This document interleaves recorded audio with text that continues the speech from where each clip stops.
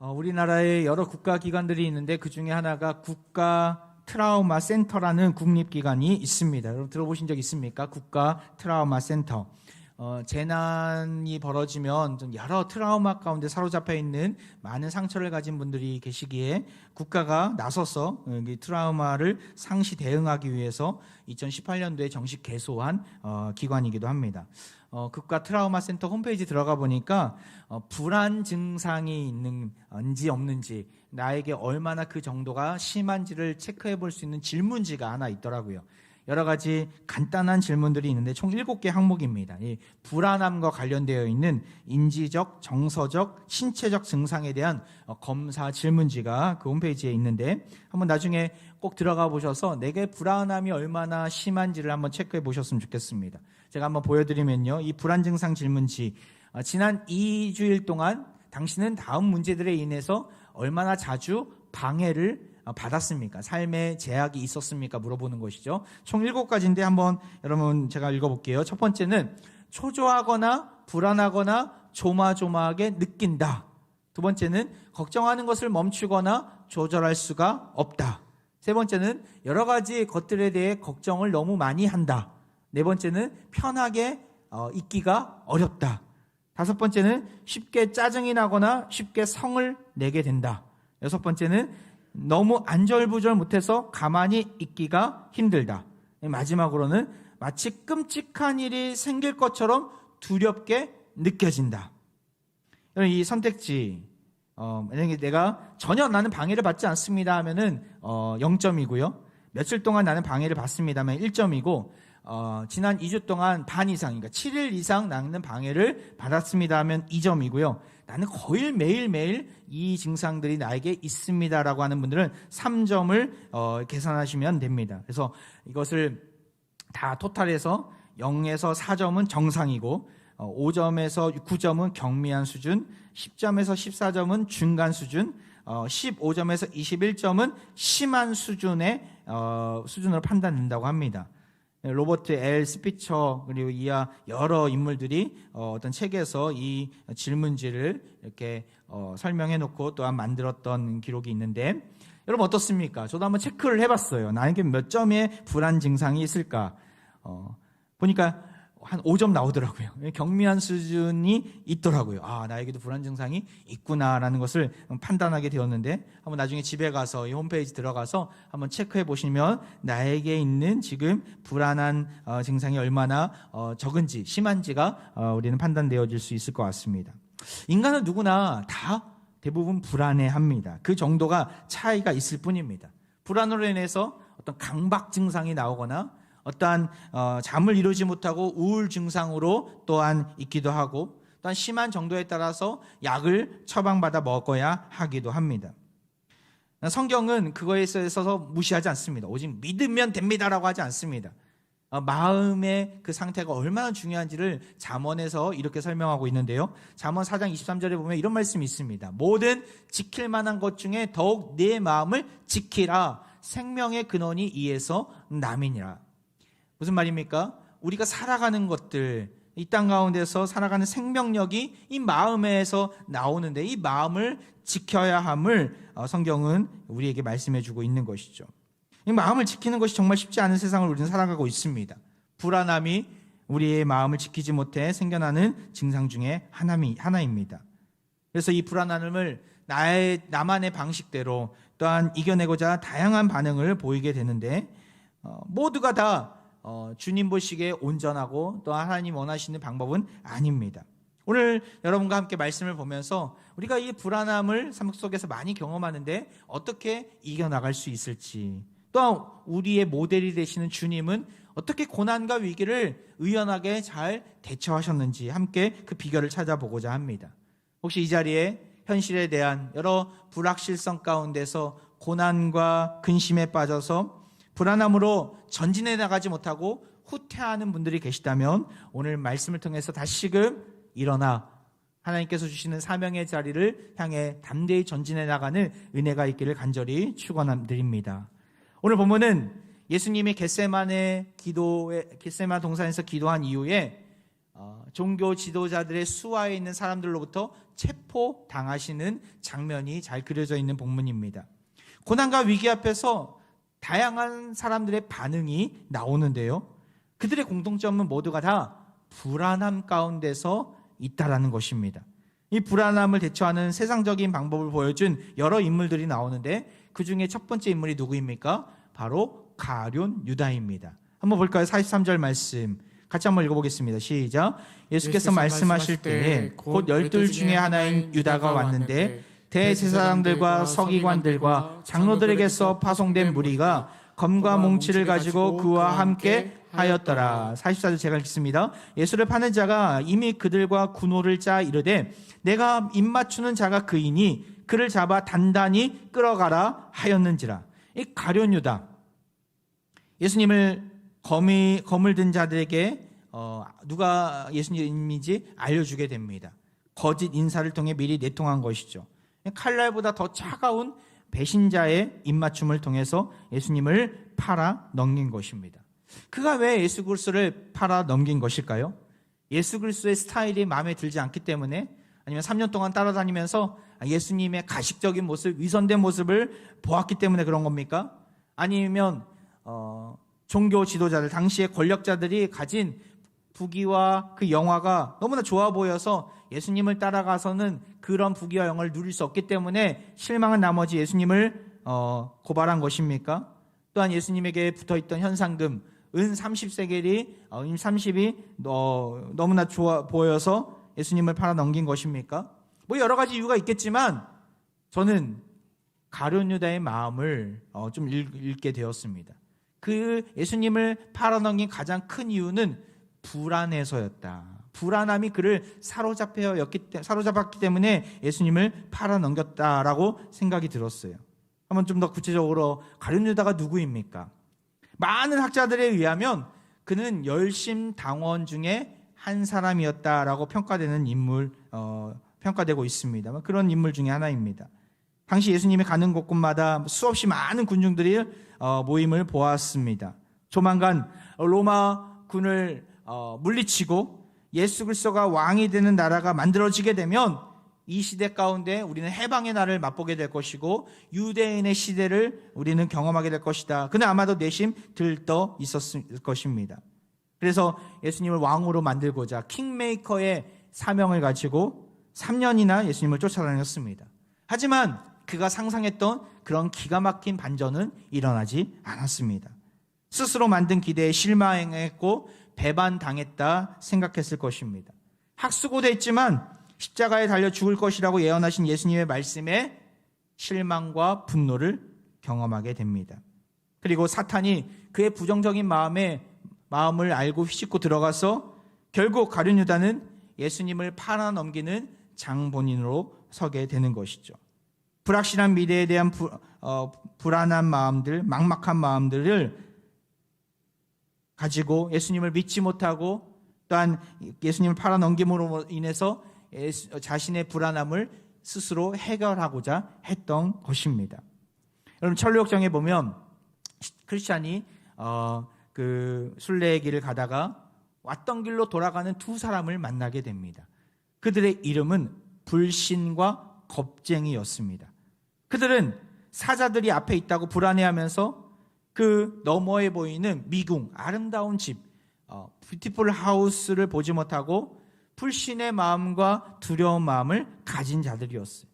겁쟁이는 이렇게 사자도 만나고 또 가면 또 앞으로 더 큰 어려움을 만나게 될 것인데 그 위험한 일들을 나는 도저히 이겨낼 수 없다고 하면서 겁쟁이의 마음으로 어떻게 그 길을 전진해 나갈 수 있냐고 반문하면서 후퇴하는 것이죠. 불신은 어떻습니까? 앞길목에 있는 사자를 볼 것이라 하면서 전진해 가면 결국에는 저 사자 밥이 될 것이다. 하나님께서 그들에게 약속하신 약속의 말씀은 전혀 신뢰하지 못하고 그 사자의 으르렁거리는 소리에 심취해서 결국에는 여태까지 왔던 모든 길들 다 허투루 만들어버리고 믿음의 길을 후퇴하게 된 것입니다. 이 겁쟁이와 불신, 가룟 유다는 어떻게 보면 이 불신을 상징하는 인물로 저에게는 보이더라고요. 불신으로 인해서 불안함을 예수님에게서 등을 지는 배신자의 모습으로 해결하고자 했던 것이죠. 안타깝게도 그의 인생의 말로는 어떠합니까? 우리가 잘 알고 있지 않습니까? 사도행전 1장 18절에 보면 이 사람이, 여기 사람은 가룟 유다를 가리키는데요, 이 사람이 불의의 삭스로 밭을 사고 후에 몸이 곤두박질하여 배가 터져 창자가 다 흘러 나온지라. 스스로 목숨을 끊고 그의 창자는 다 터져 죽었다고 아주 끔찍한 저주의 인생의 말로를 경험했음을 성경은 정확하게 사실 그대로 우리에게 말씀해주고 있는 것이죠. 영국의 유명한 크리스천 문학가인 C.S. 윌스가 있는데 그가 이렇게 말을 했습니다. 우리는 예수 그리스도를 바라보는 동안만 그리스도인이다. 예수 그리스도를 바라보는 동안 주님이 나를 지배하기 때문이다. 저에게 큰 울림이 되는 말씀이었는데, 여러분, 우리가 예수님을 바라보았을 때 예수님이 우리를 지배하시고 다스리기 때문에 우린 그리스도인으로서 이 땅에서 불안해하지 않고 온전한 십자가의 길을 걸어갈 수 있는 것이죠. 하지만 예수 그리스도를 바라보지 못하고 세상 것을 바라보고 세상 사람들을 바라본다면 주님은 우리를 지배하지 않으십니다. 우리를 다스리지 않으십니다. 우리는 세상 속에서 흔들리는 기둥을 붙들다가 우리 인생조차가 흔들리다가 결국에는 나락으로 떨어지게 되는 것이죠. 불안해할수록, 또한 불안한 때일수록 더욱더 주님을 바라보시길 바랍니다. 불안할수록 불신이 아닌 열심으로 주님을 바라보아야 우리 인생이 살아나는 줄 믿습니다. 이 자리 가운데 불안함으로 하루하루 연명하듯이 잠을 이루지 못하고 하루하루 큰 고난 가운데 있는 분들이 있다면 다시금 우리의 시선을 주님께 집중하시길 바랍니다. 표대를 향해, 예수 그리스도를 표대로 삼아서 그 표대를 향해 담대히 나아가시길 바랍니다. 그럴 때 우리는 흔들리지 않고 주 안에서 평강을 누리게 될 것입니다. 불안함을 불신의 모습으로 보여준 이 가룟 유다, 우리에게 보여준 세상 사람들의 유형 중에 하나입니다. 나아가 또 어떤 유형이 있습니까? 바로 베드로를 비롯한 제자들의 유형이에요. 47절 말씀 같이 읽어볼까요? 시작. 곁에 서 있는 자 중에 한 사람이 칼을 빼어 대제사장의 종을 쳐 그 귀를 떨어뜨리니라. 우리가 잘 알고 있듯이 이 곁에 서 있는 자 중에 한 사람이 누구입니까? 바로 베드로입니다. 베드로는 예수님이 잡히시던 모습을 보면서 성질이 급한 나머지 충동적인 행동으로 먼저 앞서게 됩니다. 칼을 빼어서 잡으러 온 부하 중 하나였던 말고라는 사람, 여기에 나와 있지는 않지만 다른 성경에 보면 말고라고 이름이 나와 있는데 말고의 귀를 자르게 되는 것이죠. 그의 불안함이 성급한 행동으로 표출된 것입니다. 두려움이 찾아왔을 때 이러한 위기 속에서 예수님께 곁에 계시니까 물어보면서 행동하고 말을 했어야 되는데 스스로 그 두려움을 스스로 해결하고자 성급한 행동을 저지른 것이죠. 그러면 그 두려움이 사라지게 됩니까? 안 그래요. 베드로가 이렇게 성급한 행동으로 두려움을 없애려고 했지만 그 두려움은 더욱더 증폭이 되어서 그 마음을 가득 채우게 됩니다. 결국 그는 어떻게 됩니까? 그를 포함한 모든 제자들은 예수님 곁을 끝까지 지키게 됩니까? 아니에요. 50절 말씀에 제자들이 다 예수를 버리고 도망하니라. 제자들이 다 예수를 버리고 도망하게 되는 안타까운 결과를 우리는 보게 됩니다. 말고의 귀를 자른 베드로의 기세는 온데간데였고 더더욱 두려움의 깊은 늪에 빠져드는 모양새인 것이죠. 제자들 중 한 명도 빠짐없이 두려운 나머지 이전에는 예수님을 따르라 말씀하실 때에 그물을 버리고 예수님을 따랐던 제자들이 이제는 예수 그리스도를 버리고 다 도망해서 다 뿔뿔이 흩어지게 되는 안타까운 현실을 보게 되는 것이죠. 두려움을 이기지 못하고 겁쟁이로 전락해 버린 제자들. 아니 목사님, 베드로는 지금 그래도 칼을 들고 예수님 대신에 이 말고의 길을 자를 정도로 용감한 자가 아닙니까? 이렇게 이야기하지만 아닙니다. 무조건 들이받는 것은 용기가 아닙니다. 하고 싶은 말 다 하고 하고 싶은 행동량을 다 하는 것은 결코 용기 있는 자의 모습이 아닙니다. 저는 그러한 질문을 하는 분에게 말씀드리고 싶어요. 베드로의 이러한 모습은 용기가 아니라 무모함입니다라고요. 진정한 용기는 무조건 들이대는 것이 아닙니다. 인내하고 참으면서 하나님의 뜻이 무엇인지를 기다리는 자가 진정한 용기 있는 자의 모습인 것이죠. 베드로는 성급했고 자기 기분이 내키는 대로 행동했습니다. 이것은 내가 얼마나 불완전한가, 얼마나 불안한가를 드러내는, 그것을 반증하는 증거일 뿐인 것이죠. 내가 겁쟁이라고 나타내는 것을 나타내는 행동이 베드로의 모습인 것이죠. 처음에는 강한 척하는 것도 겁쟁이의 또 다른 유형 중에 하나입니다. 결국 그도 다른 제자들처럼 다 도망가게 되는 그 무리에 섞이면서 겁쟁이의 모습을 보여주지 않았습니까? 결국에는 이들은 어떻게 됩니까? 도망가는 베드로, 우리가 다 알고 있지 않습니까? 몇 시간 지나지 않았는데 예수님이 말씀하신 것처럼 닭 울기 전에 3번이나 예수님을 모른다고 부인했던 그러한 안타까운 나락으로 떨어지지 않습니까? 도망간 제자들도 마찬가지로 다 사명을 잃어버리고 끝까지 십자가의 아래서 예수님을 바라보지 못하고 결국엔 다 갈릴리 바다로 나아가며 생계의 그 험악한 곳에 다시 흩어지지 않습니까?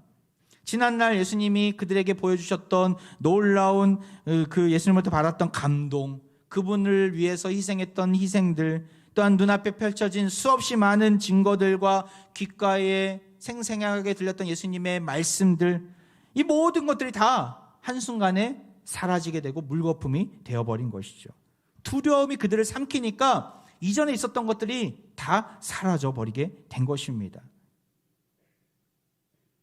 우리가 아까 그 철로역정 사진을 다시 한번 보면 이 불신과 겁쟁이, 두려움을 이기지 못한 두 요형의 모습을 보게 되는데, 이것들은 두려움을 주게 만든 원인이자 두려움으로 인해 생기게 된 결과이기도 합니다. 여러분, 나는 어떻습니까?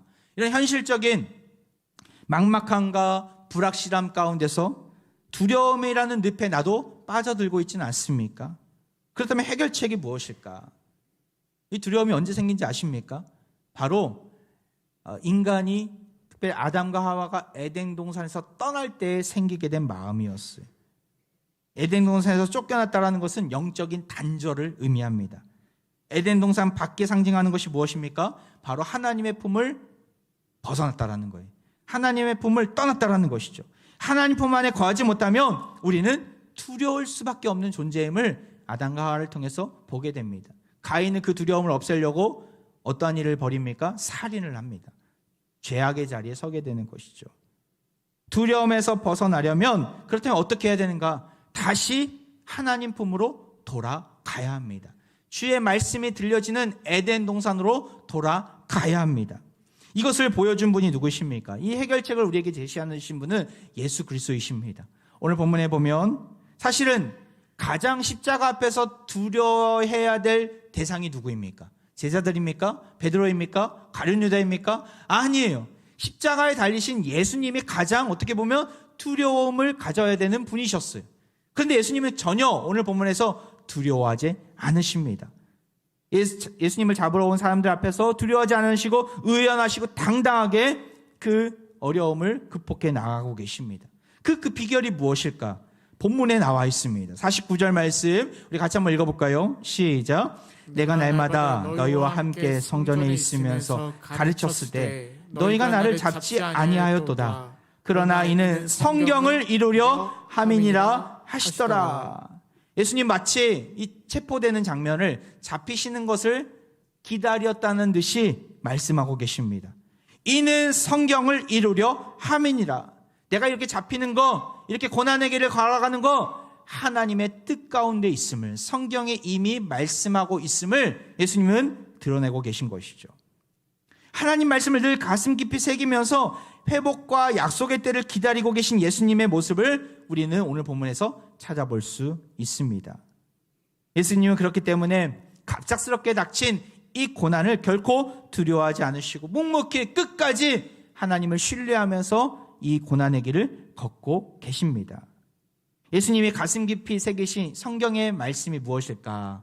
여기 나와 있지는 않지만 이사야 53장은 종의 노래, 메시아가 이 땅 가운데 와서 고난받을 것에 대해서 이사야의 입을 통해서 하나님이 예언하신 말씀이 잘 적혀 있는 본문이 바로 이사야 53장 말씀인데, 거기에 이런 말씀이 있습니다. 53장 3절에 보면 그는 멸시를 받아 사람들에게 버림받았으며 간고를 많이 겪었으며 질고를 아는 자라.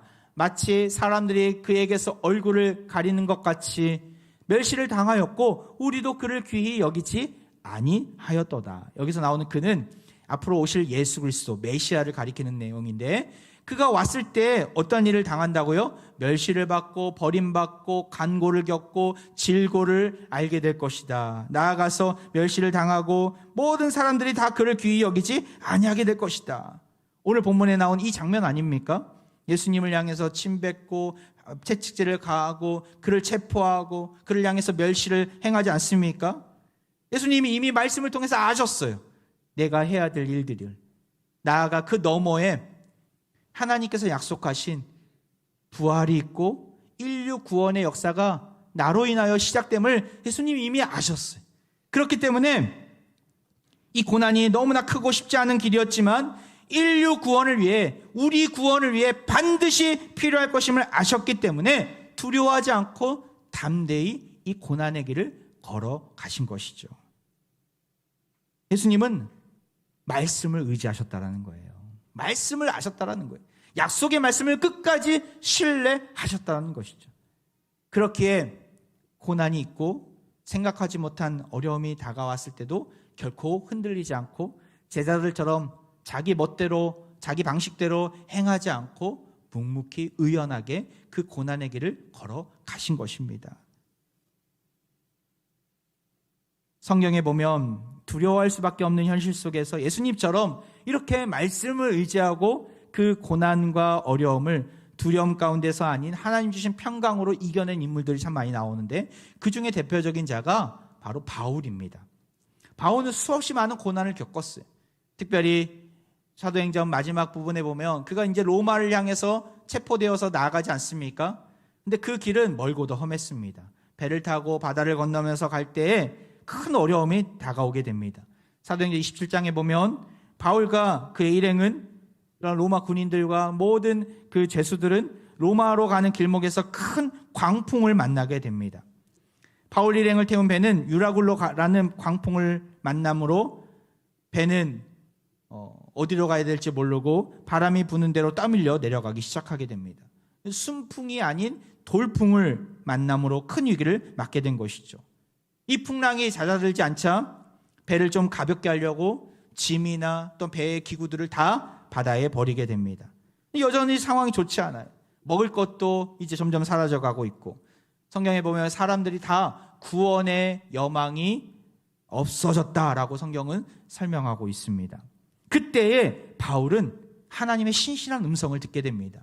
누구를 통해서요? 하나님의 사자를 통해서.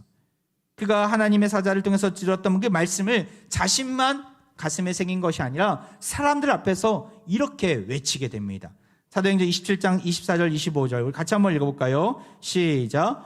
바울아 두려워하지 말라. 내가 가이사 앞에 서야 하겠고 또 하나님께서 너와 함께 항해하는 자를 다 내게 주셨다 하였으니 그러므로 여러분이여 안심하라. 나는 내게 말씀하신 그대로 되리라고 하나님을 믿노라. 할렐루야. 이 바울의 고백이 우리의 고백이 되길 원합니다. 바울의 모습이 우리에도 동일하게 적용되어지기를 바랍니다. 바울은 이 말씀을 외치고 나서 한 섬에 도달할 것임을 외치게 됩니다. 바울에게 사명을 확인시켜 주시고 안심시켜 주시는 그 하나님의 음성은 바울에게 뿐만 아니라 모든 사람들에게 영향을 미치게 됩니다. 성경은 그 구원받은 자들, 다시 살아나는 자들의 숫자까지 정확하게 표현하게 되는데, 배 안에 있는 사람이 276명이었다라고 그 불신자들에게도 구원이 임한 것을 이 숫자를 통해서 말씀해 주고 있는 것이죠. 결국에는 멜리데라는 섬에 도착해서 그 원주민들로부터 도움을 얻고 회복의 은혜를 누리게 됩니다. 결국에는 가이사 앞에 서게 되는, 로마에 입성하게 되는 놀라운 역사가 펼쳐지게 되지 않습니까? 세상 사람들과 바울이 이런 불안한 현실과 광풍이 만난 현실 속에서 달랐던 모습이 무엇입니까? 바로 하나님의 말씀을 들었다라는 거예요. 하나님 말씀을 의지했다라는 것이죠. 말씀으로 인해 바울은 약속하시고 돌보시는 하나님을 끝까지 신뢰하며 두려워하지 않고 안심하게 됩니다. 자신의 지금 모습은 어떤 지도자 위치에 있는 것이 아니에요. 낮고 낮은 죄수의 몸으로 바울은 그 배 안에 있지 않습니까?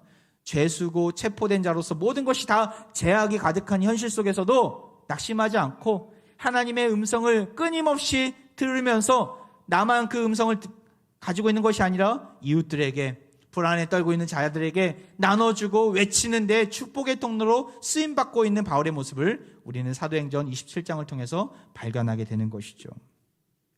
사랑하는 평가족 여러분, 인생의 풍랑으로 인해 심한 절망에 빠져서 허우적대면서 두려움 가운데 있는 분들이 계십니까? 큰 풍랑이 두려워서 구원의 소망을 잃어버린 모습은 없습니까? 두려움의 늪에 빠지지 않으려면 우리는 어떻게 해야 합니까? 바로 다른 방법은 없습니다. 하나님 말씀을 붙들어야 합니다. 오직 하나님 말씀의 자리에 서야 합니다. 하나님께서 우리에게 약속하신 말씀이 무엇인지 기억해야 합니다. 하나님이 나에게 약속하신 말씀이 무엇인지 잘 모르겠다고요? 그렇다면 오늘 나에게 들려주시는 말씀이 이거다라는 것을 여러분 확신시켜드리기 위해서 이 말씀을 들려드립니다. 이 말씀을 꼭 붙드시기 바랍니다. 우리 이사야 41장 10절 말씀인데 같이 읽겠습니다. 시작. 두려워하지 말라. 내가 너와 함께함이라. 놀라지 말라. 나는 내 하나님이 됨이라. 내가 너를 굳세게 하리라. 참으로 너를 도와주리라. 참으로 나의 의로운 오른손으로 너를 붙들리라. 할렐루야. 두려워하지 마시기 바랍니다. 주님의 의로운 오른손이 우리를 붙들고 계시게 안심하시기 바랍니다. 물질이 풍요하다고 두렵지 않은 분은 없습니다. 건강하다고 두렵지 않은 분은 없습니다. 높은 자리에 있고 직장이 빵빵하다고 확실한 직업이 있다고 두렵지 않은 분은 없습니다. 다 갖춰져 있고 모든 것들이 다 평온하고 모든 것들이 잘 흘러갈 때도 어떤 분이 저희 그런 얘기 하시더라고요. 목사님, 이 행복이 깨질까 봐 두렵습니다. 그렇게도 얘기하시더라고요. 이 세상의 그 어떤 것도 우리의 두려운 마음을 해결해 줄 수 없구나 라는 생각을 하게 되었어요. 왜 그렇습니까? 우리는 에덴 동산의 밖에 있습니다. 지금 세상에 있는 것이죠. 에덴 동산의 밖에 있을 때 주님의 말씀이 끊임없이 공급되지 않으면 우리는 두려워할 수밖에 없어요. 잠을 이루지 못합니다. 그렇게 연약한 존재이고 남과 비교하면서 무서워하기도 합니다. 불안하고 두려운 우리에게 평강을 주시는 방법은 다른 게 없습니다. 하나님의 말씀인 줄 믿습니다.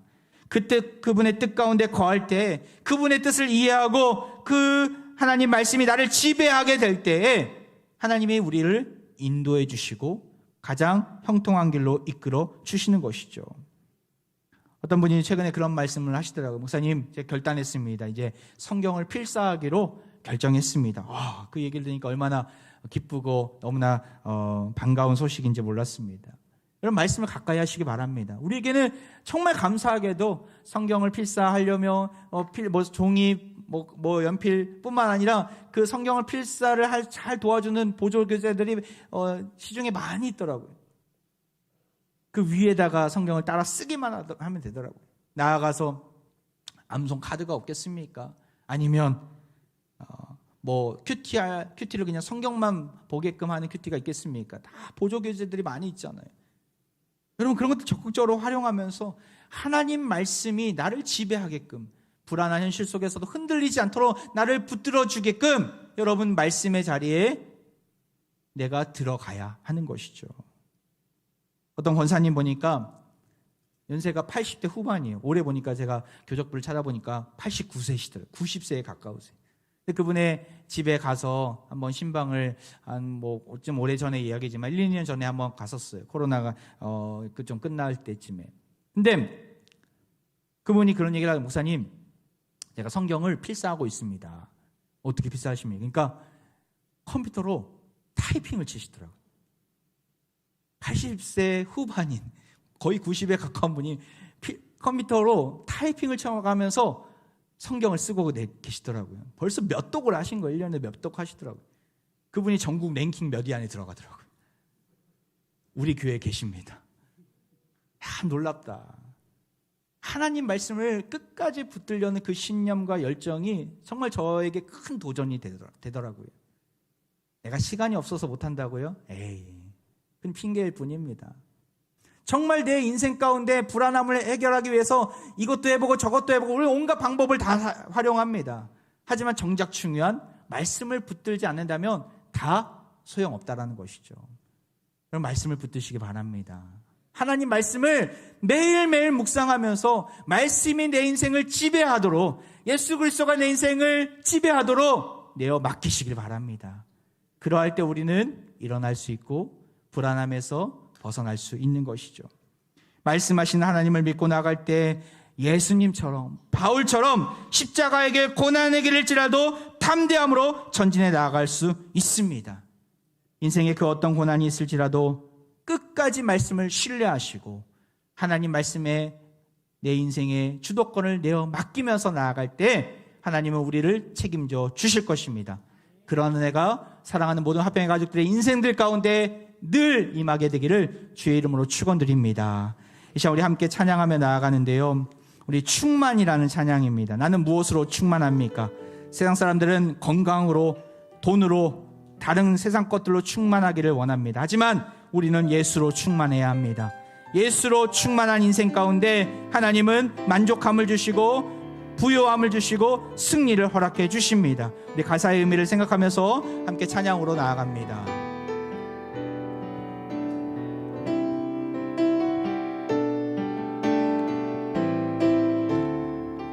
무명이어도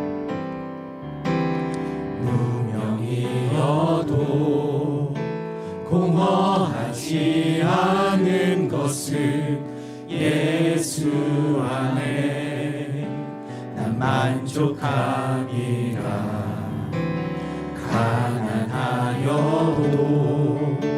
부족하지 않은 것은 예수 안에 오직 나는 부요함이라.